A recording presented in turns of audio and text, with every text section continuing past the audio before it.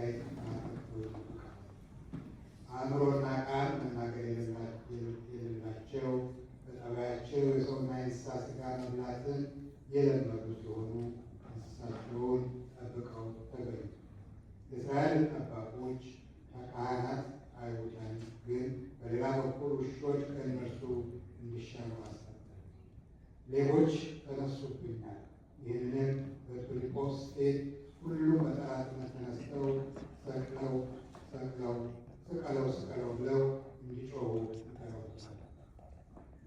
ስለዚህም ሌቦች አላቸው፣ ሌባ ብዙ የተሰረቁ ገንዘቦች ይገኙበታልና የክብር ባለቤት ጌታችን ሌባ ሊሰርቅ ሊያርድ ሊያጠፋ ካልሆነ በቀር አይመጣም እንዳለ ቤታቸውን በገደል ዋሻ አደረጉ አለ።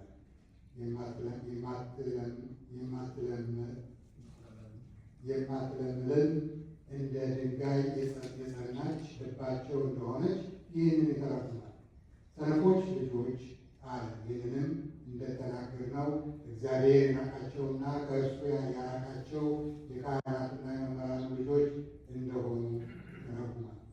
ከልቦናቸው ጥበብ ጠፍታለች አለ። ይህንንም ሀሳባቸውን ስለማጽናት ሃይማኖት እሳት በውስጣቸው እንደጠፋች እንደ አመድም እንደቀዘቀዘች በክርስቶስ ያመኑ ምዕመናን ግን ሃይማኖት እሳት በውስጣቸው እንደጋለች ይተረጉማል።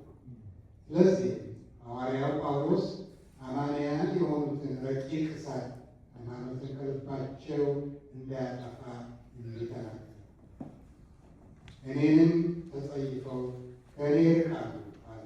ይህንንም ከሀሳባቸው ስለማይስማማ እንደ ጠሉት ይተረጉማል። እርሱ ስለ ክፉ ስራቸው የሚዘልፋቸውና የሚጠላቸው ሆነዋልና ጥበበኛው ሰለሞን ብልህን እውቀትን ጨምር ዘንድ ገሰጽ፣ ሰነፍ ግን ብትገስጸው ይጠላል እንዳለ ስለ ስንፍናቸው ጠሉ። ከእኔ ይርቃሉ አለ። ይህንን እርሱን ስለ መካዳቸው ይተረጉማል። በፊቴም ምራቃቸውን እንትፍ ማለታቸውን አይታክቱም አለ። ሕይወት በምትሆን በመድኃኒታችን በሕማሙ ጊዜ የሆነችውን ይተረጉማል። መንፈስ ቅዱስ የሆነውንና የሚሆነውን በዚያ ጊዜ በነቢዩ ገልጦለት ስለ እርሱ ተናግሯልና አላከበሩኝም ማለቱ ከዚህ አስቀድሞ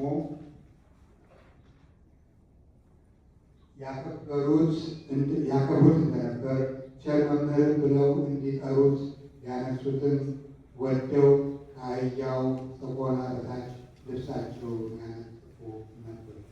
በዚህ ሰዓት ግን እርሱን ማፈራቸው ቀርቶ ልቦናቸው ታወረ። ከመቅናታቸውም የተነሳ በቅናት ሰክረው ሰይጣን የመከራቸው ልባቸውም የተመኘችውን ፈጸሙ። ጌታም የሥጋዊውን ሥርዓት የነቢያቶቹንም ትንቢት ስለመፈጸም ከእነርሱ ይህን ሁሉ ታገሰ። እኛ ግን ሁላችን ኃጢአታችንን ያስተሰርይልን ዘንድ የእርሱን ይቅርታ እንለምን። በእመቤታችን ማርያም ልመናን ጠላታችን ሰይጣን እስከ ዘላለሙ ይጠብቀን ዘንድ ለእርሱ እስከ ዘላለሙ ክብር ምስጋና ይሁን፣ አሜን።